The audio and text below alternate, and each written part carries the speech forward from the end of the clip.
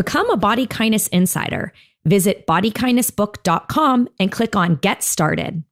Because real health is about being good to yourself, it's time for Body Kindness, the place where all bodies fit and weight is just a number. Hi, I'm Rebecca Scritchfield, author of the book Body Kindness, registered dietitian nutritionist, and host of this podcast. My topic today is eating healthy without dieting. And this topic is really important to me because let's be real, today's diets are trying not to look like diets at all. So anything from Paleo to Whole30 to the ideas of clean eating, we've really gotten to this place of what I call diets in disguise, where it looks like your best intentions to eat better are actually too restrictive and not necessarily good for your health.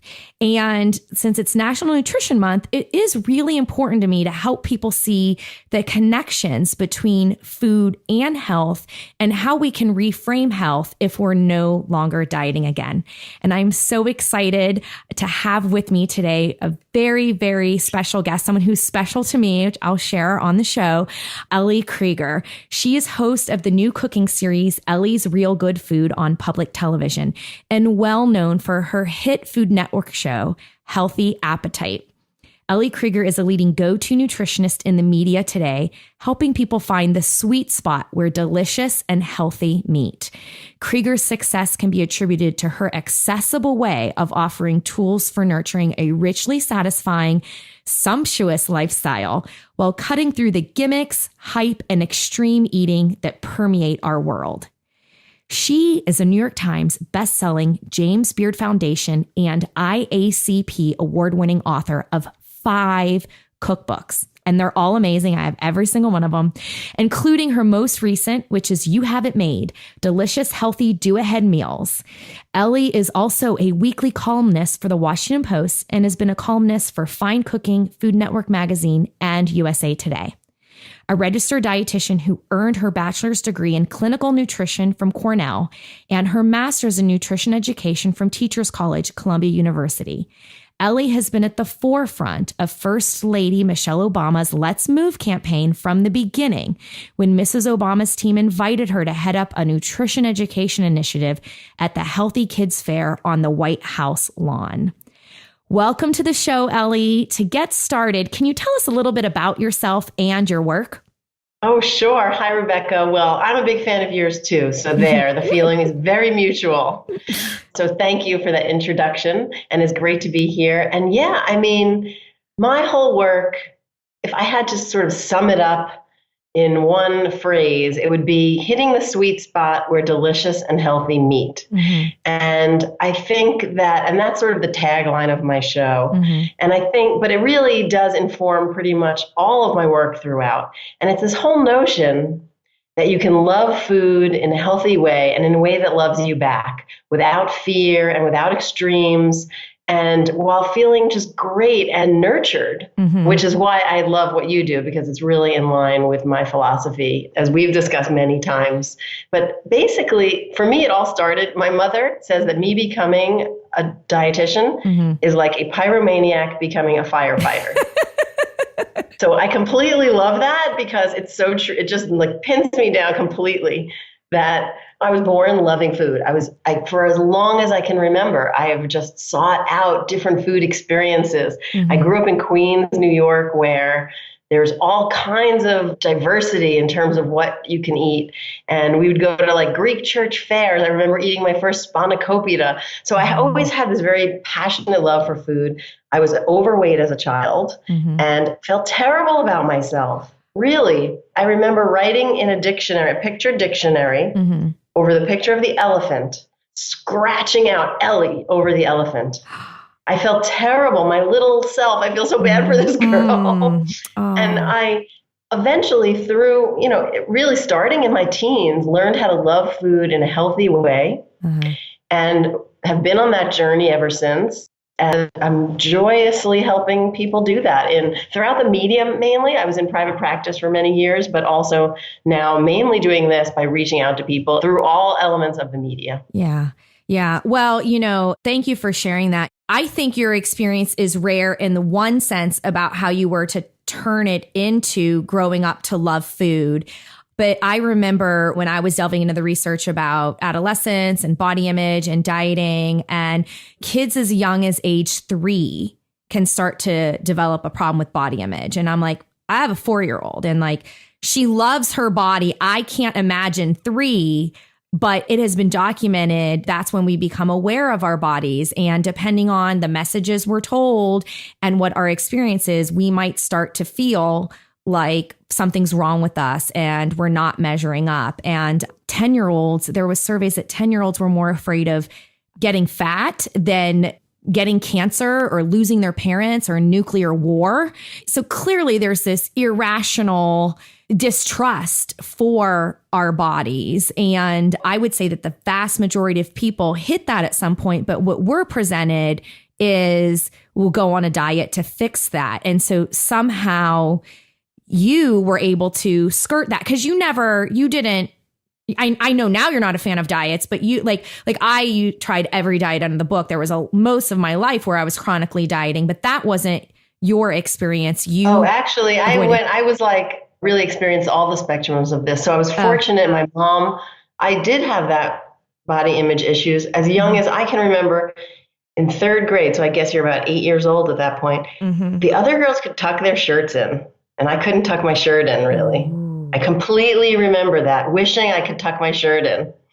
But when I was about 12, 13, 14, I just started eating healthier. And really with the help of my mom, really it was just about not snacking all the time and eating more vegetables, like basic stuff. And it really, at that point in my life, the weight just came off. Yeah. But then I started, and that was a really helpful core and foundation that I had, fortunately, with my mom's guidance, who was amazingly balanced. But as I started getting older, I started getting into modeling, and that would be, I was working as a model, but before, when I was just on the cusp of working, this dumb photographer, who literally was really, looking back on it, wasn't even quite successful at all. But he was, I guess he was going to book me for something, but he's like, oh, you have to weigh 108 pounds to be a model. Oh. And so me being tight, totally ambitious, I decided, okay, I'm going to do that, and literally wind up driving myself into the ground. And I think struggling with disordered eating for a few years and never really having an eating disorder, but really struggling with like being on the 1,200 calorie thing and my body needing so much more than that, and never being able to get quite to 108, but I got to like 110 or something, like ridiculous. And then when I started really working as a model, I learned that was complete BS. Like I didn't have to weigh out. I had to be slim, but not in a way that was like hurting me. And so it just had these realizations, but I definitely was in that place as well, where you're just on these diets that are driving you down, that are getting you nowhere, that are leading to binge eating, because I definitely experienced that. And that was my revelation, because I was eating I remember the day completely. I was eating for weeks, 1,200 calories a day, a yogurt for lunch. I was working out. And then my grandma made brownies and brought them over, and I couldn't stop eating them. I literally couldn't stop. Yeah. I was unable to control myself, and I had never experienced that before. Yeah. And I realized, well, that was dumb. I could have, if I just spread those calories out over the past month, I could have eaten like a normal person. And I just it just clicked with me. I just started really having this new awareness of the detriment that diets cause. And it was really my own awakening through my experience of that. So, and then in private practice, of course, I saw it with so many of my clients, just the number one risk factor for binging is dieting. And like you say, we don't call them diets anymore. The number one, now I can say the number one risk factor for binge eating is probably detoxing and cleansing, Yeah. And it is, it creates biological problems, biological urges to go and eat, because diets are a form of semi-starvation. Our bodies don't want to do that. So it will push us to do things that help keep us alive. And it's really good that you were able to kind of look at your experience and say, wait a minute, this is BS. I have to find another way. So that must have all happened before I met you, because when I was coming up as a career changer into nutrition between 2000 and 2007, it was a big window because I was working and all that stuff. But Healthy Appetite was on and I was watching. I was like, wow, she is so calm and cool in the kitchen and her food looks amazing. But I remember like watching you use like a little bit of butter and a little bit of salt and a little bit of sugar and talking about how they enhance the flavors of food. And I remember hearing you speak one time and you were getting a Nutrition and Media Award. I can't believe I remember all this, but a Nutrition and Media Award for American Society for Nutrition. And I was doing social media for them. And somebody asked a question about sugar. And I was like, had my pen ready to go and write down what you're going to say. And you're like, well, I think that when you start with healthy food and use things like sugar to help healthy food taste even better, that you are really helping people improve their overall health and wellness. And it's like, you have to understand that from my standpoint, it was like sugar was the devil, that thing, don't you dare. And I mean, hearing words from you like taste and pleasure and enjoyment, I was like, what? Because that is not anything that I thought about when I thought about eating. And it was like, this lady is on to something because her food looks good and she's saying things that I really want and she's using no ingredients, but it was not in any way that would like make you think that you're not doing something healthy. And it was just a huge eye opener for me. And yeah, I just think it's a standout approach that we don't hear often. And I've been thinking about this more and more. What's really hard for people who are just now letting go of dieting and everything is that what's presented as healthy eating is the diet food, but then it's also what you're supposed to do when you're healthy again. And so, you see what I'm saying? It gets confusing. So if you take Paleo or Whole30 that are promoting vegetables or certain wholesome foods, and then you try to not diet, but eat wholesome foods, it still feels like a diet. I was wondering what your thoughts were on that. Oh, that's interesting. So they get pegged as diet foods. Yeah, almost right. Like I've heard Marion Messel, who's a professor at NYU and has written many books and is really renowned for her work in nutrition. But I've heard her say that she doesn't like the term medicinal foods because yes, foods are healing, but we don't want to look at or food as medicine. She's like, I don't think we should look at food as medicine. It's sort of the same thing as that. Like, oh, this is healthy.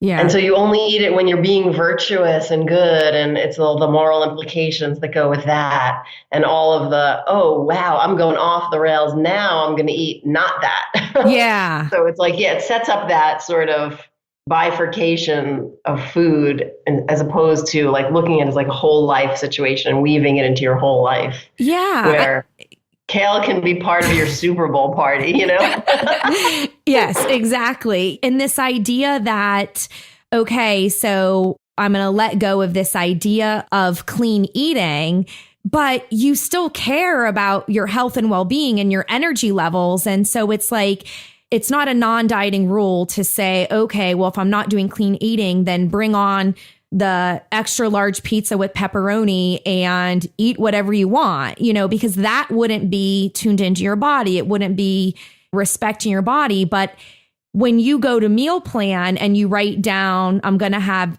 salmon and spinach and brown rice, like something simple like that. It's like that also could be something that was recommended when you were on the diet. So it's kind of like, how do I see this as different from what I did as a dieter?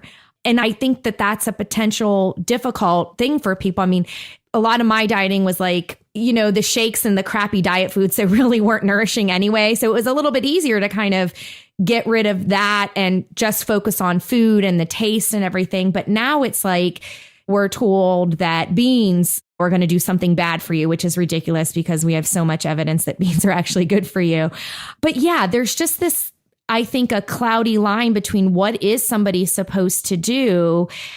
They really need to reframe how they view food. And I think you have a beautiful approach to that. And that's why I love recommending your recipes and your work so much, is it's that you help people see other benefits to eating well, a way of taking care of their bodies, a way of enjoying the taste and the nourishment, and make it not such a big deal. Like, you got to eat these veggies, you know, you're not like a veggie pusher. You actually say there's pleasure and enjoyment here. But I really do think that that's a struggle for people. This idea that what you may be doing when you're not dieting may remind you of your dieting days. Yeah, that's interesting. I think I just did a piece for the Washington Post. All the editors, the food editors, went on a diet, picked a diet for each one picked a. Oh, did you see that piece? I'm not sure. All the food editors, each one picked a diet for to do for a month. Yep. It was interesting for me, and so I interviewed them before, interviewed them after 30 days, and really tried to guide them to say, what are the takeaways for this? What can you bring? How can you turn this? Because none of them were like, oh, I just want to do this for 30 days. They all told me that they wanted to see this as a restart, to reset things so that they can live healthier and find a new norm of moderation.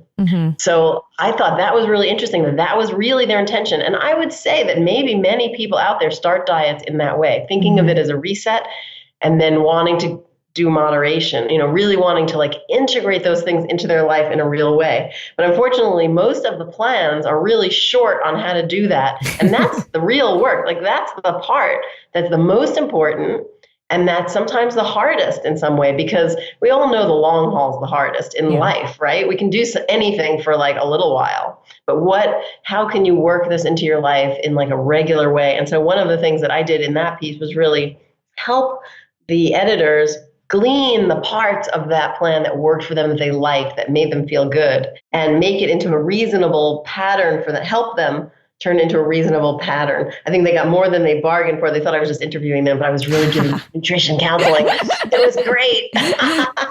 But I think one of the things that really helps, and that I formulated this when I was in private practice, and I realized this was a big issue for my clients. And I came up with these lists of food, the usually, sometimes, and rarely lists. So seeing foods, because we do know some foods promote our health more than others. So we don't have to deny that, right? So without even calling foods bad or good, and taking a look at, but what this does when you think about usually, sometimes, and rarely, is it helps you take a wider lens view of what you're eating, so that it's not that one food or that one moment or even that one day, but you can look at your food over the whole week, and you can say, in general, what I'm doing usually, what is the backbone of what I'm eating? If that is whole fruits and vegetables, healthy oils, nuts, seeds, beans, fish, herbs, spices, garlic, onions, all that wonderful stuff, whole grains, and unprocessed, unsweetened kind of dairy foods, then you're in the right zone, right? If you're doing that most of the time. And then sometimes foods may be a little more processed. So maybe it's adding a little bit of honey, maybe for me, sometimes food is some honey, or maybe a white bread, like a baguette would be sometimes. It still has some nutritional value. You can pile lots of good stuff on it, but it's not the healthiest option. But then the rarelies are what you normally think of as no's, right? A lot of nutritionists, not necessarily dietitians, but people who call themselves nutritionists might say that's a no-no. Or a lot of chefs actually use with a heavy hand. So things like butter, cream, white sugar, bacon, things like that. Those are in all of my books. Those are in my life, but I use them in minimum amounts for when I say maximum impact, right? So I sprinkle them in. You know, I'm not making a BLT without real bacon. Let's just be real, okay? But what I'm going to Thank you for that, by the way. What? No, I said thank you for that, by the way.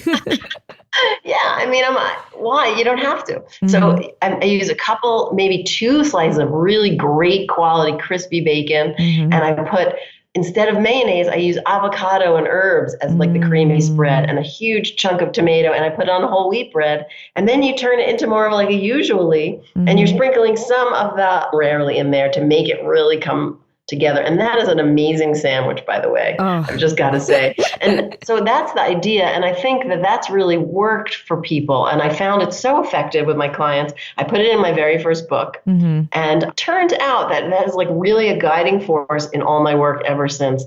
Every recipe that I develop, I don't do it cook by number.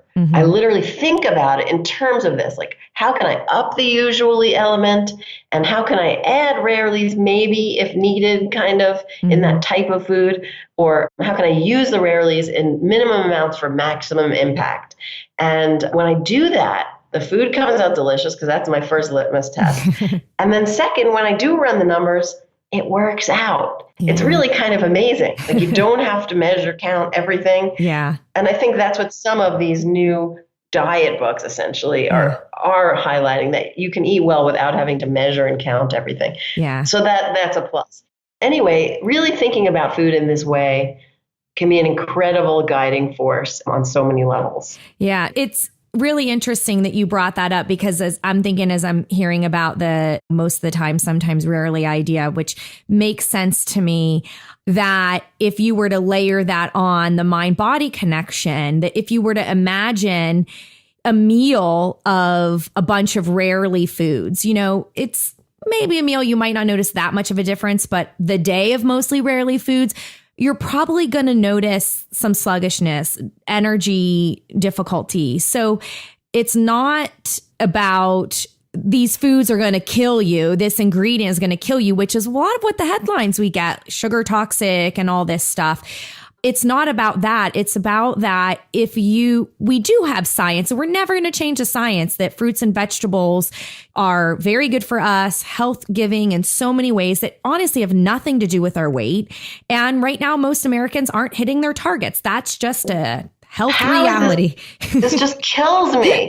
I don't understand this at all. So the chef world, I think, is amazing because vegetables are like center plate. It used to be, okay, in the nicest restaurants, you're getting a huge chunk of meat and like 2 little Brussels sprouts or something. Yeah. Now, the whole restaurant world, the cutting edge, sexy, tattooed chefs, they're doing vegetables. I don't, and you can see how glorious they are. And you don't have to, you can translate that into home deliciousness easily. It's not like you have to be a 4-star chef to do this.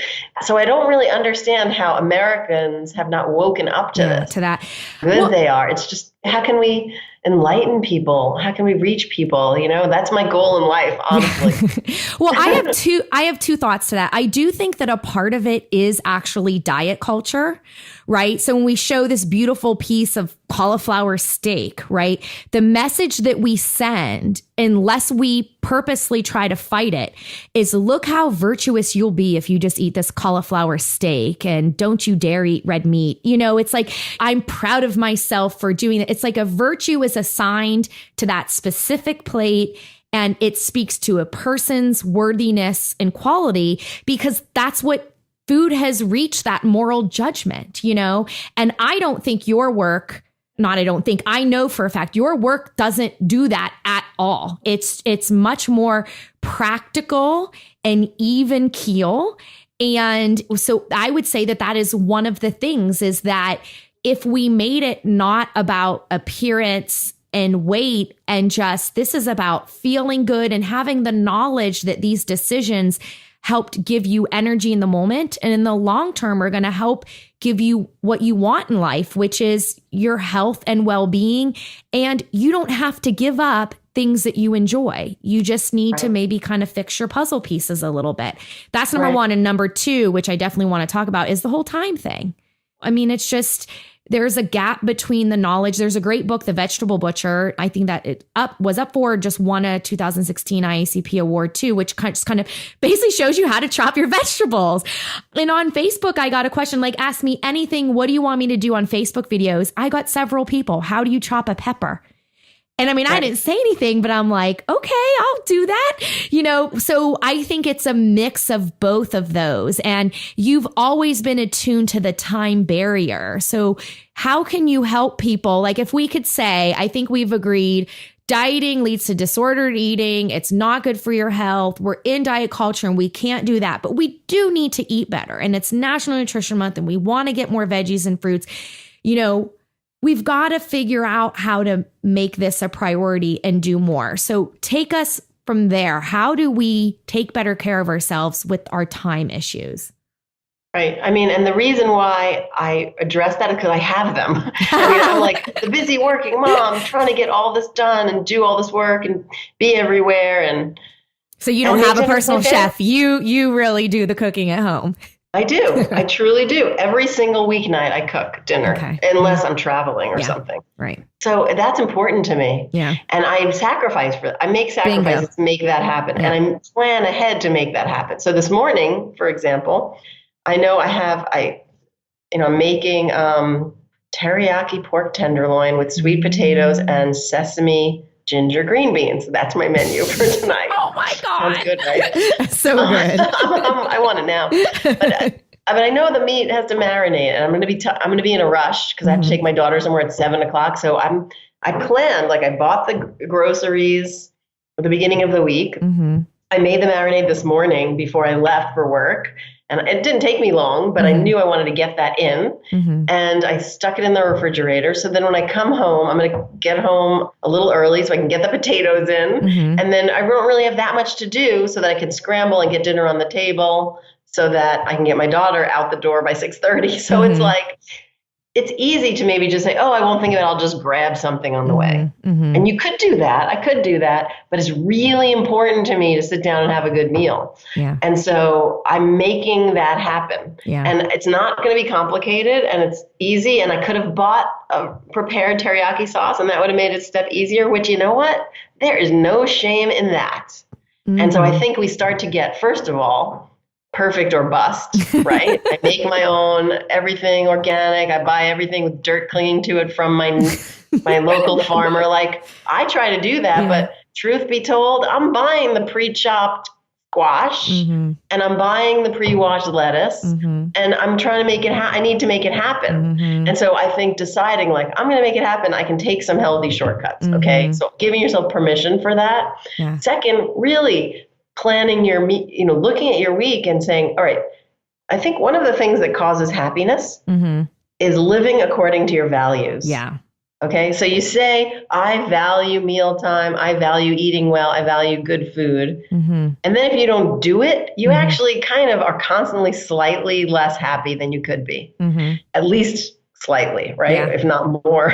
Yeah. So if you live your values, if you say that's important to you, and then you say, okay, now I'm going to take the steps to actually do it, then you can really just by virtue of that increase your level of happiness. Yeah. So for me, I'm not happy unless I have those ingredients and I ordered them on Sunday, and I make always a pot of soup on Sunday. That's my other strategy. And that gets to the you have it made because it's all make ahead meal. So every Sunday, in the winter, I always have a pot of soup. Mm-hmm. And I make a double batch. So, okay, if I'm running around and I'm running late, I know we have a great soup. I usually make sure it's a full meal type soup, like a minestrone with beans in it, or a chicken soup with lots of vegetables. I just did a split pea with ham. That was really good. I really get into that. And so making food ahead is my other strategy. Yeah. So that Sunday or weekend sort of thing, it doesn't take that much time. Getting the groceries for the week, kind of mapping out maybe not every meal, but 2 or 3, and making one meal ahead, I think are really key strategies that everyone can do. It's just a matter of deciding to do it. Yeah. And you nailed it. The second you said eating dinner at home is important to me, I was exactly thinking what you said. It's it's a value, and we can't do anything to add more hours in the day. And certainly certain jobs and responsibilities, this is not a judgment on people's time, but it is about making it work for you. And if you're frustrated with your cooking skills and preparing food at home compared to eating out, when you don't plan and you're exhausted, you're much more likely to be think short-term reward. Who cares? Get it from this or that place. And then that's going to become the habit, even if saving money is important to you or cooking at home is important to you. And so you've got to identify that, yes, eating more vegetables, more balanced is important to me. So you said the word sacrifice, that's the perfect word. It's a trade-off. What will I trade off? So I know on Saturday mornings, my little reward is my nice warm latte, but I'm looking in my refrigerator and pantry trying to, like you said, making that cook ahead soup. What can I use on hand so I don't waste? And what else do I need to do so that the rest of the days of the week are going to line up? I want to sleep in on Saturday. I want to go do whatever. There are a million things I want to do, but I've got to choose that this time investment now is going to help me later. And I loved So Easy when it came out because it was like 5 ingredients. And I was like, oh, simple recipes. Because recipes can be really complicated. That was really helpful to me. And then with You Have It Made, it was so helpful what I could prep ahead, prep halfway, have in the fridge. And if you don't mind a few repeats, I mean, you literally might make one new thing and then have a couple shortcut meals, like you said. And even if you have to take super shortcuts from the store, you'll do a much better job when you're setting aside the time to plan when you have a little bit more window on the weekend. And then it's about execution. Exactly. And actually, one of the things, even if you're not into repeats, because some people, I don't mind that too much, and I can usually repurpose things, kind of make tacos out of it. Yeah. It's new. But one of the things I do in You Have It Made is many of the meals are freezer friendly. So I tell you exactly how to portion it out into the freezer. And so you wind up with literally this library of food in the freezer, like, oh, what should we have tonight? Should it be chili? Should it be chicken parmesan with grilled vegetables? I mean, and I teach and I tell you exactly how to freeze them. But not only that, and this is the part for me for this book that really makes it stand out from other books, because when I've been looking at other make-ahead books myself, and as a consumer, I would always be frustrated. Like, how should I reheat that? Do I need to thaw it first? Is it should I reheat it at 350, 375? Cover on, cover off? Like, what do I do? And so I tested that in this book. And it was like literally a headache for me, I have to say. I was thinking, why did I do this? But now that I've done it, I'm so glad I did, because it really helps to say, like, okay, a half hour with the cover on, it can go straight from the freezer into the oven. Most of the things can. And then you pull off the cover and then you cook it for another half hour. And you can meanwhile be helping your kid with their homework and doing whatever else you need to do while that's happening. So, or some things heat faster than that, but that's just an example. But I love the idea of having this library of food, and it's like literally a stress valve. I mean, it's a release valve for stress, because it's like, you know, it's there and that you can pull from that as needed. Yeah, I agree. And it's any amount of time investment you do is going to save you in time and stress later on. I want to ask you a question. This is more kind of about how we can enhance with the vegetables and everything. So I remember having this client and she's like, help me meal plan, help me figure out. And I was like, okay, just tell me what you have in your refrigerator. And she was going on and it sounded like we were okay. So we'll do some salmon and some broccoli. And it was just real simplified. And she's like, but what's the actual specific recipe? Like, shouldn't it be all these steps or something like that? And I just think that sometimes we feel like we don't know how to cook or we're going to mess it up unless we have a complicated recipe. And I remember you did a Washington Post about microwaving broccoli. And I was like, yes, you can do it. If you do it right, it'll be bright green and it won't lack nutrients and it will be easy. Right. You know, so I think we also get in our own way and overcomplicate it. Like, yes, you can follow a recipe to learn skills, but there are some basics that can help you pull meals together. What would you say about that approach?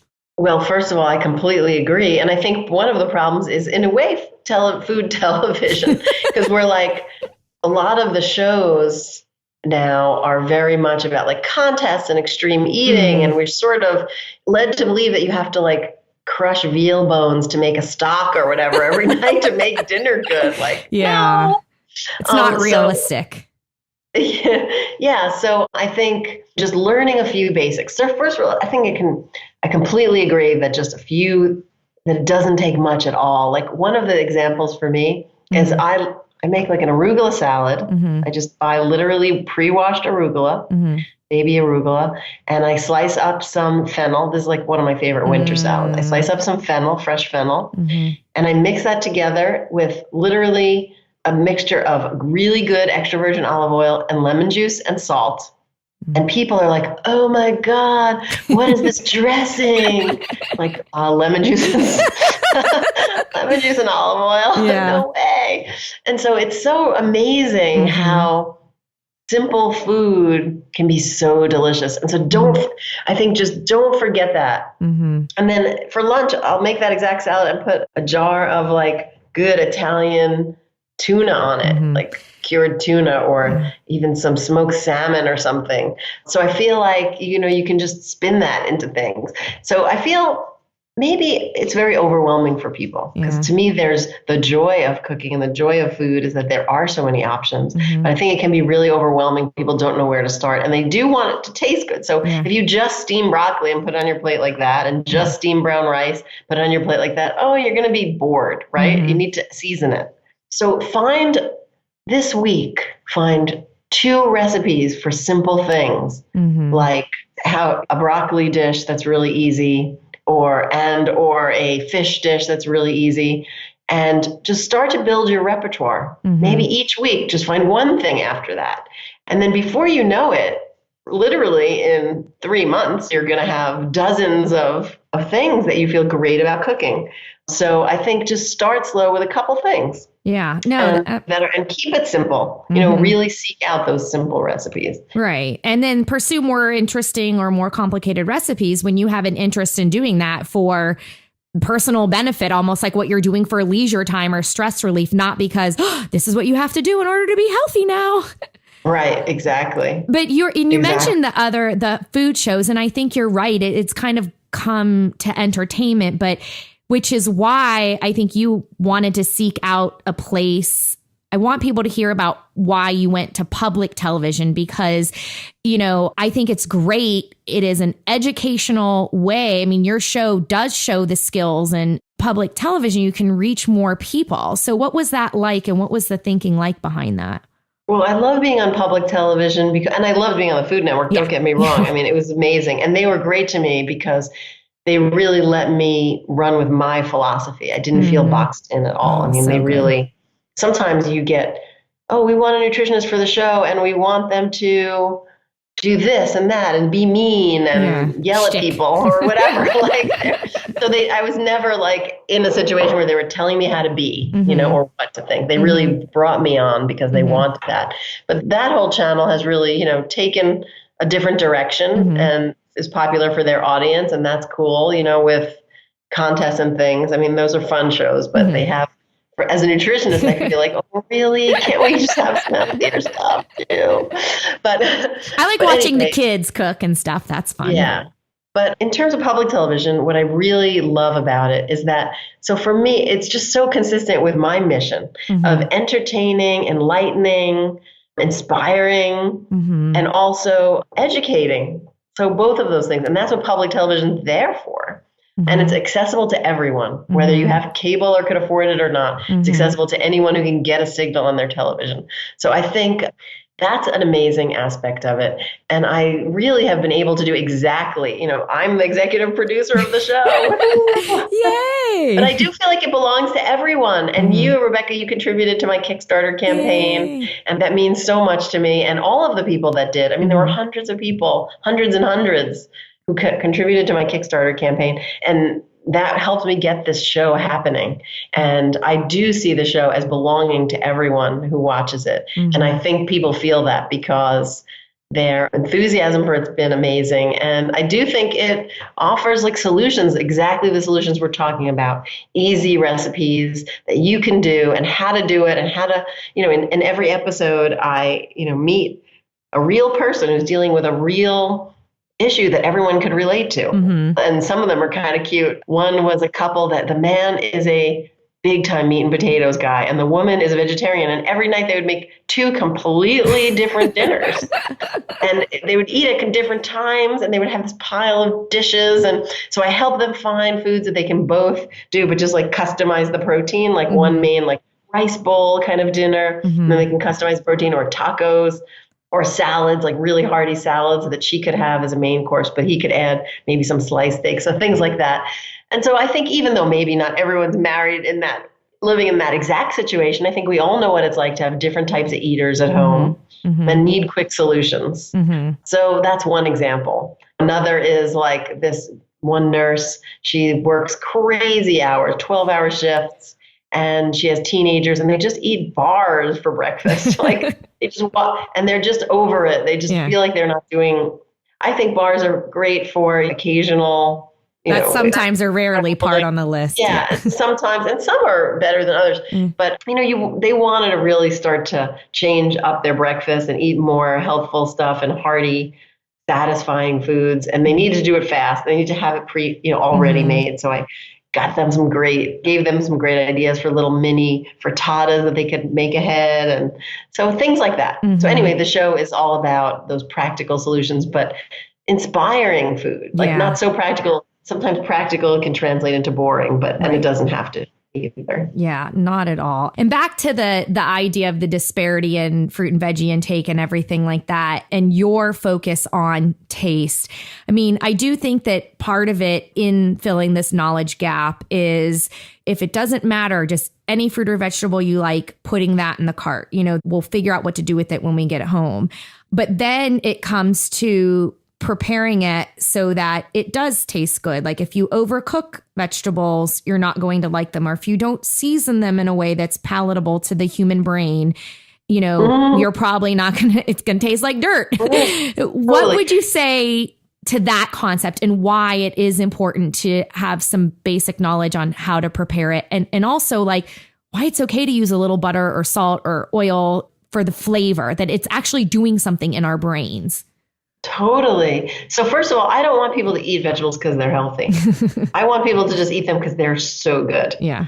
And it's its own feedback loop. You don't have to make yourself do it. They're just yummy and you want them. So that's the goal. And that's what I'm trying to bring to the table. Like make this because it's delicious. And P.S., this is why it's amazing for your body too. But the real impetus to eat them, the real motivation should be just like craving it. It should be delicious.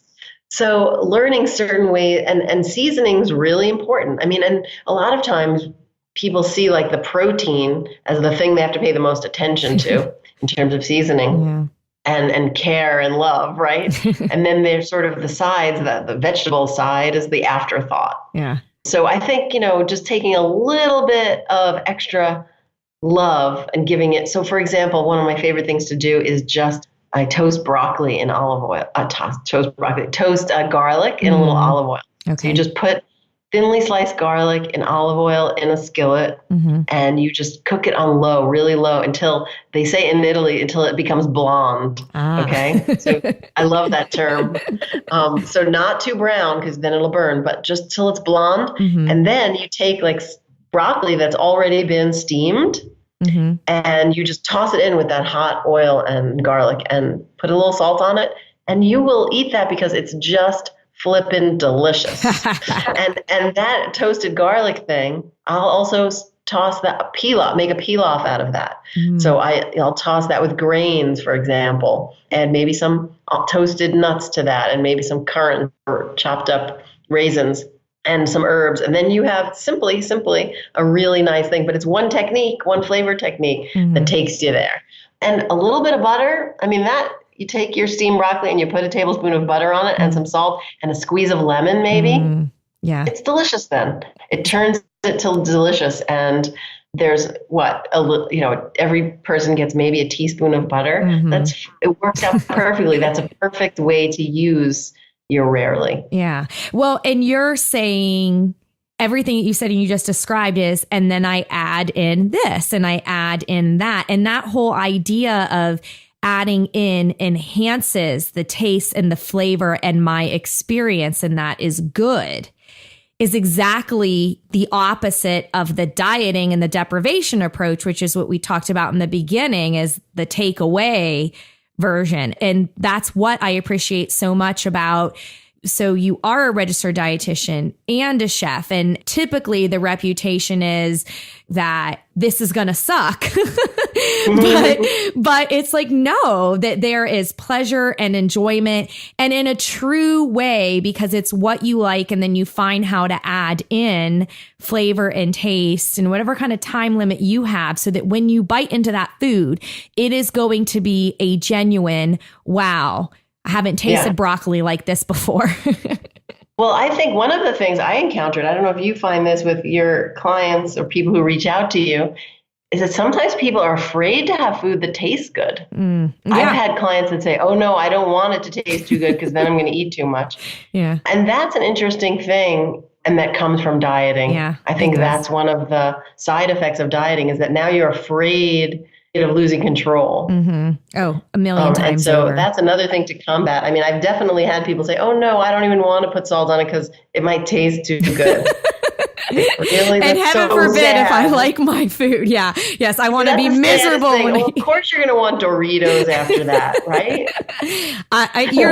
You're totally right. And yeah, that's been my experience. We have the science behind that now to support it. And even now what we're paying more attention to is that bigger picture of, so for years, I feel like we've been saying they provide fiber that help fill you up and contribute to satiety, but also the connection between the different foods that also promote the healthy bacteria in the gut microbiome, which then makes the serotonin, which helps regulate your mood. And so it's very, we are complicated creatures, but we seek pleasure and enjoyment as a natural state. And so if we reject dieting and reconnect food for enjoyment, you can reframe, like you said, the sweet spot. This is healthy and delicious. And no, it's not suddenly making you worthy because you ate a balanced, nutritious meal. But if you want to do that because you enjoy the taste and you enjoy the idea of taking care of yourself, that's how you break away from that diet mind, I think. Yeah, I completely agree. It's such an important leap to make, really, philosophically, in how you think about things. Yeah. Well, and I think that as dietitians, real food and nutrition experts, and chefs, I would put in who genuinely care about health and well-being and nourishment, I think that we need to be open to the bigger picture and accept that we are part of this culture that overemphasizes appearance. And maybe part of our role is de-emphasizing weight and shape as the thing that predicts health and emphasizing the good that comes with taking care of your body through all your choices, food being a primary part of it. Yeah. I think this notion the whole shape thing. I mean, having a 14-year-old daughter, the whole conversation about that is like so horrifying of the direction our culture leads us in. And having lived that on some level of my own, especially in the modeling world where it's like, you think, oh, all these beautiful fit women. I was like the shortest, heaviest model I knew. And you get like more paranoid. Yeah. They are the most insecure people. Yeah. And so it's the strange thing where you have this like willowy 5'10" beautiful woman next to you, and she's like pinching her, it's just kooky. Yeah. And then it's like a pressure cooker of what every single woman in America is dealing with. Yeah. And then it's a really big problem. And so de-emphasizing that. And what's so interesting, I find, is how you can really change that paradigm within your household in ways that are meaningful, but seem really small. Like I remember when my daughter was 7 or 8, I took her to a store and she was trying on pants. And I said, oh, those pants, oh, you don't fit into those. And I just stopped myself for a second. I was like, you know what? It's not her job to fit into those pants. What if I said, those pants don't fit you? It's those pants' job to fit her. And so I just changed it. She didn't notice anything, but it was just a revelation for me because I was like, it's not a comment about her body fitting into something. Yeah. It's about how that thing is supposed to be complementing her or serving her, essentially. And so it's those kinds of things. And, the way we talk about our bodies in front of our daughters, even if we're stuck with thoughts that are negative or whatever, I never would ever say that. And what's interesting, too, is that a friend of mine recently ran into, and she's an actress, and she's very enlightened person. And she ran into my daughter and she's like, oh, my strong, brilliant girl. I haven't seen you in so long. And I looked at her. I was like, thank you so much for greeting her that way. Because everyone's like, oh, you're so tall. You're so beautiful. And she's tall and beautiful. But you know what? That's not who she is. That's not what she is. Yeah. She's so much more than that. And we all are. Yeah. We're not our size. We're not our shape. That's part of it. Yeah. Part of maybe what brings us what faces our interface with the world, but only part. Yeah. And so I just love that. I think we can all maybe make an effort when we see girls or boys to say, comment on things other than how they're looking or how tall they are. Yeah. I mean, and emphasizing appearance is more likely to hold them back because it becomes this thing, ooh, this is where I get my value. This is what I have to pay attention to, or I don't measure up. So maybe I better not try for that, debate team position, or I can't get into that school. It really can play with your self-confidence when you are taught to wrap your worth into your appearance. And it is a cultural sickness. So it's much more to me about educating people at the right ages, right? But about what's real and what's not real and what makes a person a good person. Because I think unless we're like a sociopath, right? We all have one commonality that's wanting to be good people. So what does goodness look like? And as far as we can put that away from appearance, I think the better. Yeah, absolutely. And also to recognize that we sometimes have these thoughts about our body that we don't like. Or one of the things I love to do, and this is my body kindness thing, by the way. Oh, cool. Because your book inspired me to think about it in this way, but I've done this for a long time. If I say something negative about, a thought comes into my head, I hate my thighs or I hate whatever. Yeah. We all have that, right? Yeah. I have to say 3 things that I like. And I tell myself 3 things I like about myself physically. Yeah. Or not, right? But I do that with my daughter will do that too. Like, oh, she's at that stage where she hates this and that. And I make her, okay, now tell me 3 things you like. And so she does. That's so I just think, good. Yeah, we could turn it into like something like, okay, recognize, we don't have to say push that thought away because that's sort of impossible. We recognize we have those thoughts. That's human. And now let's change the conversation in our head. And do you guys have regular conversations just sort of about self-esteem and how we talked about, we made mistakes. And I mean, my girls are much younger than yours, but I'm really scared. I mean, I want them to learn and grow from mistakes, but I really don't want them wasting a ton of time on self-loathing, I guess, Yeah. None of us want that. But so are you guys talking about that regularly, or how do you help frame up good self-care, body kindness, food habits with her? It comes up in our everyday life. I can't say for my daughter, it wouldn't be effective to sit down like, let's have a talk about body kindness. Now's the time. But it just comes up in everyday life and in everyday conversations in the ways that I'm saying, sort of like my daughter will say something like, oh, look, I have this, whatever, I hate my arms or something. Well, now say 3 things you like. So it's sort of like practicing it in a regular way. Or even at the table, focusing on how she feels rather than, even when she was really little, starting off from the very beginning, is your tummy full? How does your tummy feel? So really tapping in and helping her from a very early age tap into her internal cues for hunger. That kind of thing, I feel, is critical for body kindness. And even now saying that, like, oh, she knows how she feels. Yeah. So I feel like it's integrated into our lives, into our everyday lives, and more so in conversations that come up now as things come up on social media. Oh, look at Beyonce or whatever, and we talk about body shapes and sizes and things like that. Yeah.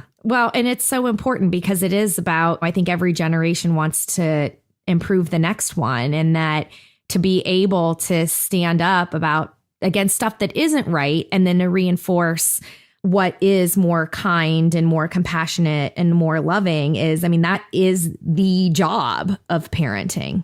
Yeah, absolutely. And there's 1,000,001 ways we can mess it up all the time. Parenting is the hardest job. Oh, I know. Oh my gosh. But yeah, I think definitely one of the most rewarding too in that way, right? Yeah. Raising up the next generation. Yeah. And our own mistakes really just give us a sign of, oh, well, now I've learned from that, and this is what I want to do next time. And I don't think there's anything as such as mistake-free parenting, but I think that it is an area where parents can feel really lost and confused about their kids' habits and behaviors and everything. And I think you're showing the good example that what you do at home matters, and that you model for them the kind of life that you want them to to build. Yeah.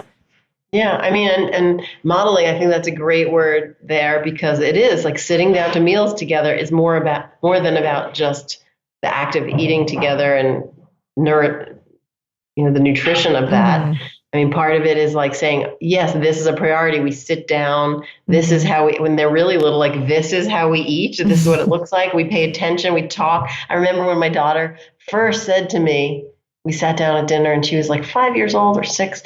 And she said, so how was your day, Mommy? At the dinner table. I was like, oh my God, thank you. Thank you. Something's working. Like, she can have a conversation at a table. Yeah. And over a meal. I mean, that is like huge. Harvard's next for her. Yeah. Or just like huge in terms of like life. Yeah, like it is. Like the pleasure and the community that can bring her, if she can cultivate that, and I can help her cultivate that. Mm-hmm. So I was feeling, some things like that.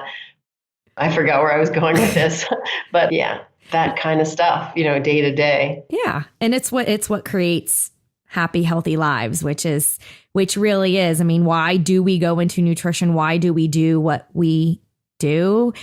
There is an underlying care for people's well-being, right? And it's just how we go about helping them find their sweet spot, like you say, for well-being. And a big part of that is food and food choices. And I think the sum up of the whole idea of today is that you can break free from diet culture and pursue behaviors that give you health and vitality and good quality of life and have new meaning.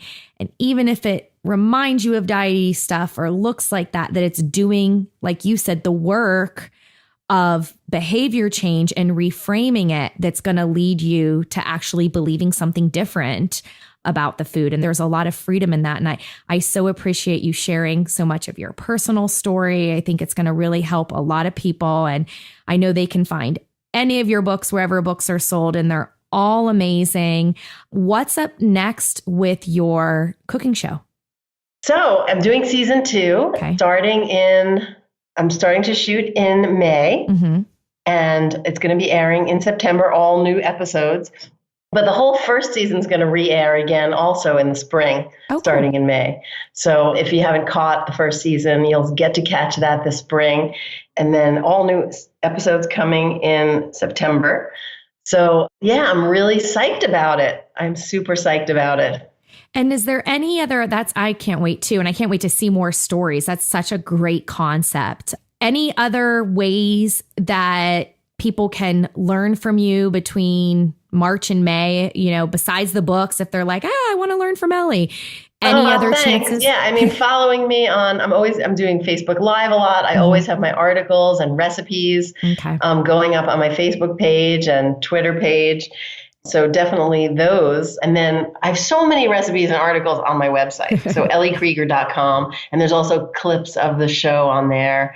So you can just explore. And there's just so many easy, fun recipes that way. And then of my books. And then I also have this online cooking class, which I love. It's from Craftsy. And it's craftsy.com, but you can access it you can get a discount on my website. But it's several cooking classes that give you really the basics of building flavor for healthy cooking. So a lot of the things that we're talking about here, I offer on that class, and you just log on at your convenience, basically. And you have access to me. I answer questions all the time from students and things like that. But it's basically when you get the class, you can just do it whenever you have the time and inclination. On-demand cooking school with Ellie. Exactly. It's really fun. And the class gives you a lot of these tools. So it has the usually, sometimes, rarely list as part of the class materials, and many other sort of like how to use herbs, like this herb tip sheet. And I think of it as like the basics of healthy cooking and building really flavorful healthy cooking in a way that's doable for everyday life. And that is exactly what we need. So go check out all of Ellie's great stuff. And thank you again so much, Ellie, for chatting with me today. Thank you, Rebecca. Good to talk with you. The Body Kindness Classroom is coming. If you're ready for some radical collaboration, check out bodykindnessbook.com and check out shop for more information. We're going to be having classes on body kindness calm and body kindness food. I'll see you in school.